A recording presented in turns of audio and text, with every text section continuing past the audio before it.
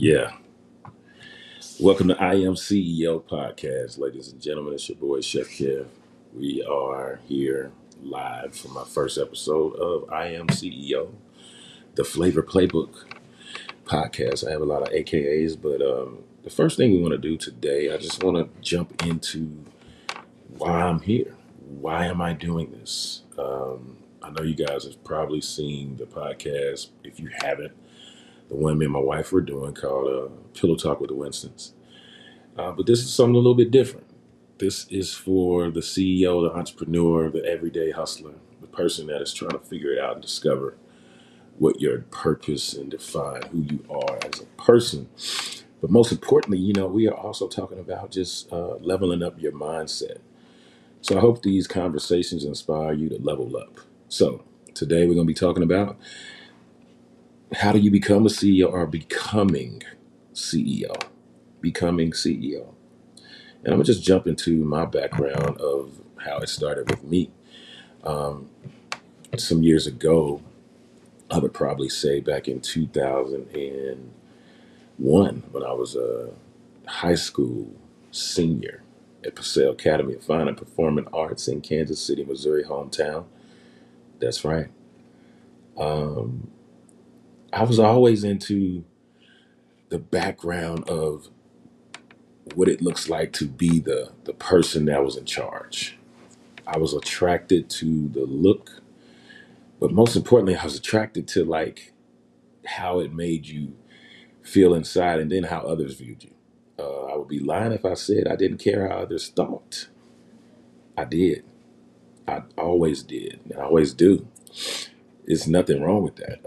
One of the biggest things that I've learned at that time when I was a senior, I'll even go further back. I would go my sophomore year, I was turning 16.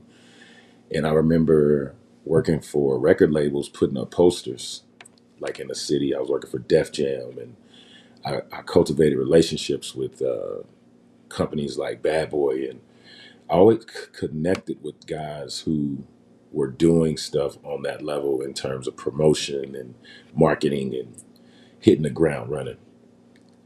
And I got my feet to the pavement for the first time when there was this thing called the Hip Hop Summit Network. Shout out to Minister Ben and Russell Simmons. They came to Kansas City. There was a guy by the name of Ron Hunt who I was kind of shadowing him and just following him around. And he introduced me to that life of being a CEO. And one of the things that I found is every single CEO, they have like a struggle story. They have like this claim to fame, the rags to riches. And I was in the elevator, and Russell Simmons was in the elevator, and Minister Ben and Ron Hunt, they were all talking, and I was just a fly on the wall. And I remember just listening and soaking up all this knowledge and soaking up like, wow, this is dope, man. I'm around some pretty good, dope people. And we get off the elevator, and we were going to get settled for the summit and the panel because every city he would go into, Russell would do this panel discussion about hip hop and how to bridge the gaps between the community and hip hop. So as they were sitting down, there was a point in the right before we got set up and ready to start. There were some things that needed to be handed out, and I believe they were already supposed to be done. And Russell was wondering, "Hey, did everyone get X, Y, Z?" So I took it upon myself without even asking and just started handing it out and just started like taking it to people and making sure they get it. And Russell looked at me. He said, "Hey, what the fuck are you doing? Why are you over here? What are you doing?" And I'm like, "Well, I figured you wanted these handed out." He's like, "Hey, you a motherfucker." Like he just looked at me crazy, like, "Dude, what is wrong with you? Why are you touching my stuff?" But that was the first moment that I was kind of birthed into doing it on your own and really like seeing what it looked like on a corporate level. But if I if I go back to like some of the deep rooted examples, it would be my father because he always had his own window business. He always had his own hustle. So I always knew that I was going to be a business owner or a CEO of some sort because not that this is the greatest example, but my dad always was like, don't ever work for anybody because, you want to be in control of your own stuff. And that wasn't always the best advice because, if I fast forward my life, I could never keep a job because my mindset was I could do it better.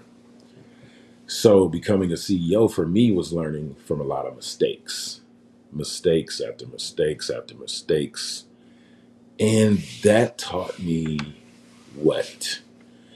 It taught me how to find my own lane because I tried to be a music executive. I tried to be a manager. I tried to be a promoter. I tried to be all these things in entertainment and TV and all those things. And then it led me to a career where I am today as a chef.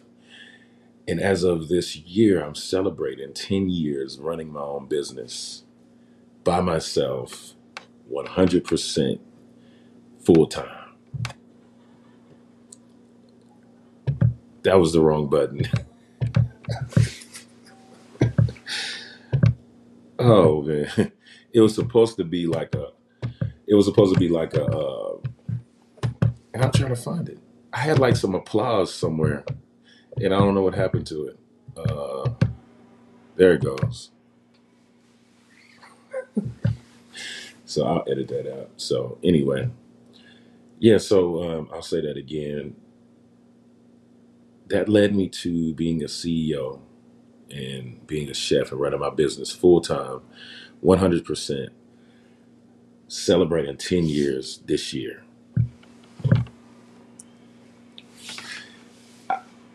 I'll give myself a hand clap for that myself because I believe that what it took for me to get to that point was extremely difficult and it was a lot of struggles, a lot of heartache, a lot of like mistakes and a lot of things that really probably would have broken the average person.